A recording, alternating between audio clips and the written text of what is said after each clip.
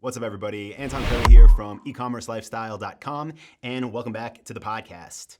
In today's episode, we're going to be talking about why, as a e-commerce store owner, you need to stop responding to your emails right now, as soon as possible, if you want to grow and if you want to actually run a highly profitable, semi-automated store.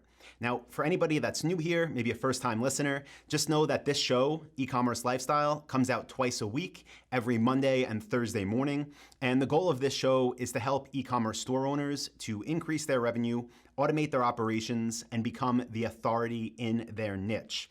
And this episode, today's topic, really will help with all three of those things. So the reason I thought about this today and wanted to share it is because I was thinking back to my start in e-commerce. For those of you that don't know, I built my first ever online store back in 2007. And the book that really got me to go all in on this was The 4-Hour Workweek by Tim Ferriss. So awesome book, highly recommend it. It introduced me to different ways to build online stores, also introduced me to Google AdWords, so thank you to Tim Ferriss. But then it also introduced me to lifestyle design. And before I read this, I really thought my life from 21 to 50 years old was going to be working 60, 70, 80 hours a week, building up different offline businesses, flipping them, building more and more, and then eventually being able to retire young and travel, right? But then I read this book and it was talking about how the author, Tim Ferriss, got to live this amazing lifestyle, travel around the world, and work 4 hours a week if he wanted to.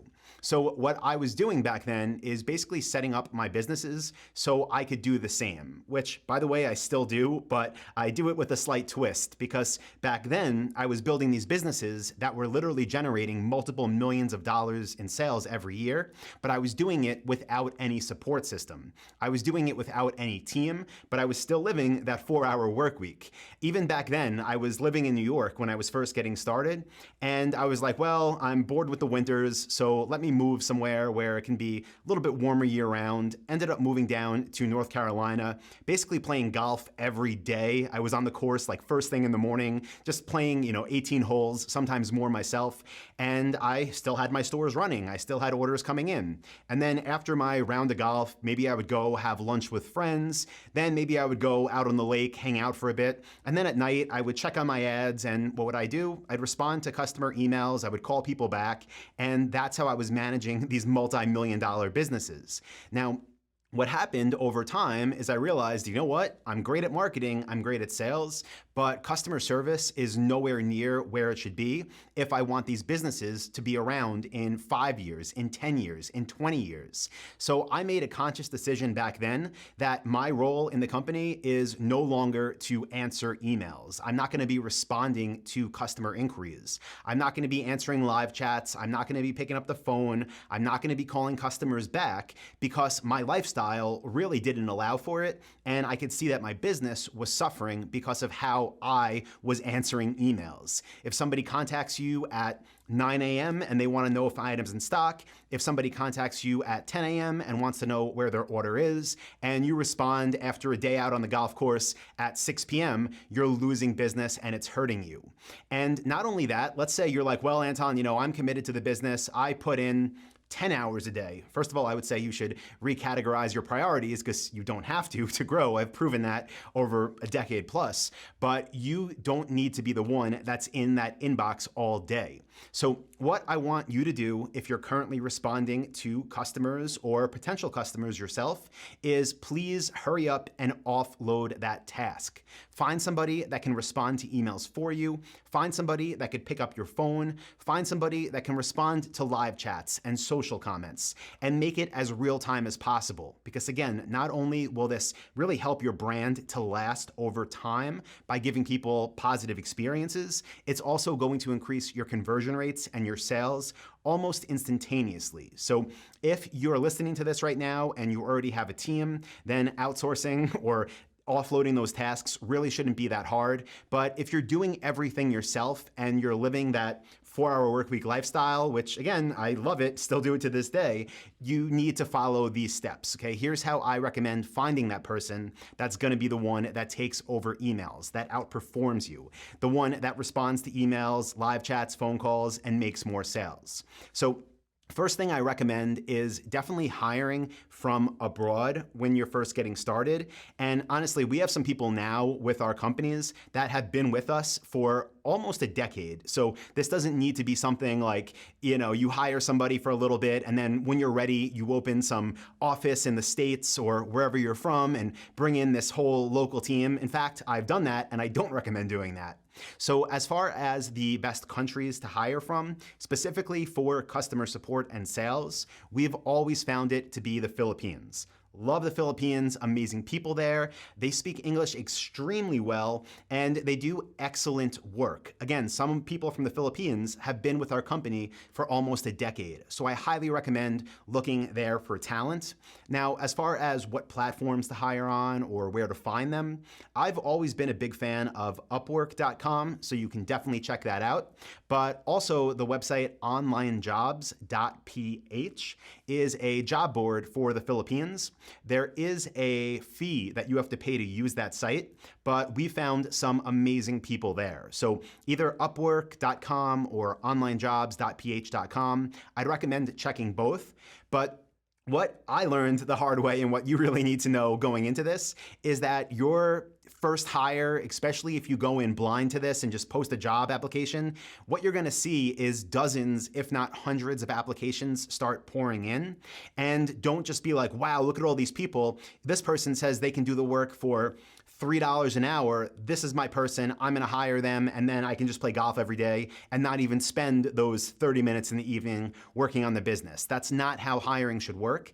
Even if you're hiring from another part of the world, even if you're getting these better rates, you need to treat the application process and the hiring process the same way that you would treat it if you were hiring somebody to sit next to you and shadow you all day.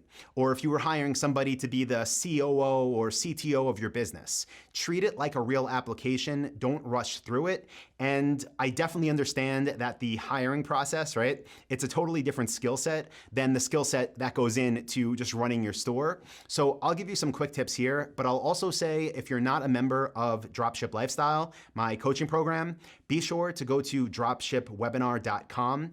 After you listen to this podcast, I'll link it in the description and go through my free training there, get enrolled in my program, because in module 7 of the training program, I go through exactly how we hire and you can just follow it step by step. It's extremely simple.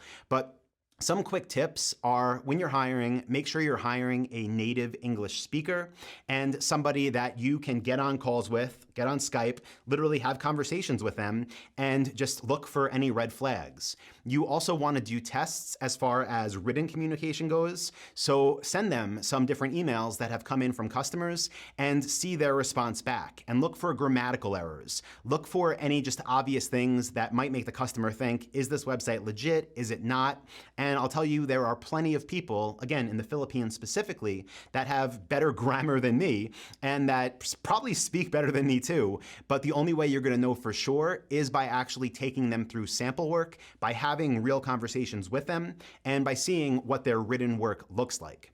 Now, another thing that I'll give you that's super important that's really helped us is specifically if you're hiring for customer service and sales via email and phone, don't just hire somebody that has either never done it before or that doesn't have any real type of history. And this is the same thing, again, like if you were hiring somebody to sit next to you and shadow you in your office or your home office or Starbucks or wherever you work from, what you want to do is look for somebody that has a pretty built out job history.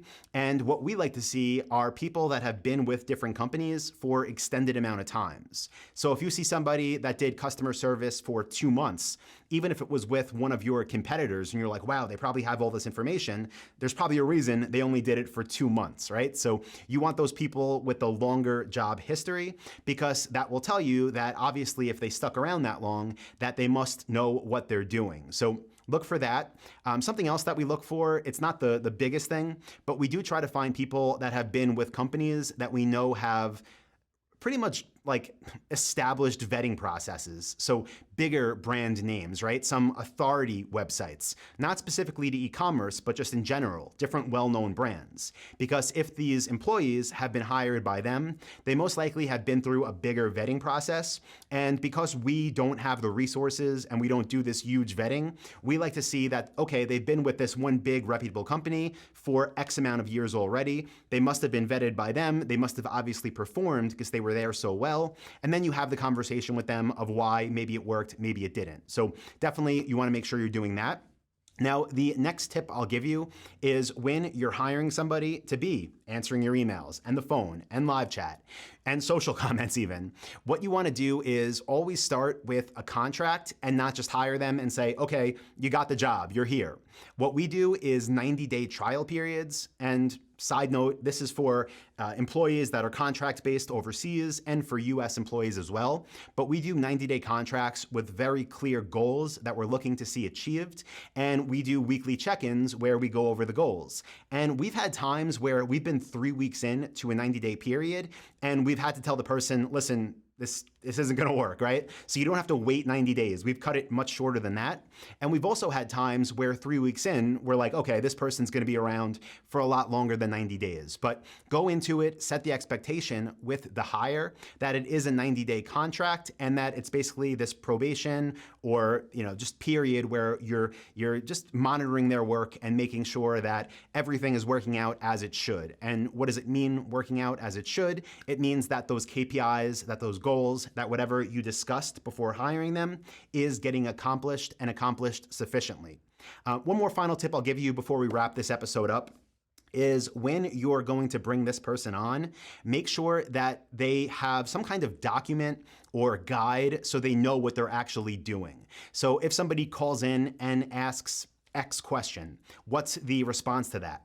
If somebody emails in and wants to know the status of their order, how does this person check that and get them their best answer? So actually have them prepared so they're not just either blindly trying to answer, hoping it's right, or contacting you every 5 minutes to try to get the answers for the questions. So that's what's really helped us, guys. Again, you should not be answering your emails. You need to stop this immediately. What you can do and should do is have a system set up so when the person or people that take this over really just don't know the answer, they can ping you in Slack. You can get a notification on your phone that pulls up that specific email. You can go into it, you can give them the answer. That way they can handle it moving forward and you can stay on the golf course or do whatever it is you want to do. And I'm saying this just so everyone's aware, like staying on the golf course, like almost as a joke. What you really should do with your newfound time, especially in the beginning as you're growing and scaling, is put your time and your efforts into supplier relationships, right? Securing new suppliers, into getting better at Google ads, into getting better at Facebook ads, into optimizing your website to convert. That's where you should spend your time in the beginning if you really want to grow a 7-figure business. So as always, guys, I hope you found this episode helpful. If you did, be sure to go to dropshipwebinar.com where you can get a free training on how we build highly profitable semi-automated stores. I also give you a special discount link there to enroll in Dropship Lifestyle. And if you're already a member, I would really appreciate it if you can go over to Apple Podcasts or Spotify or wherever you listen to this thing and leave a review. It really helps us get the word out.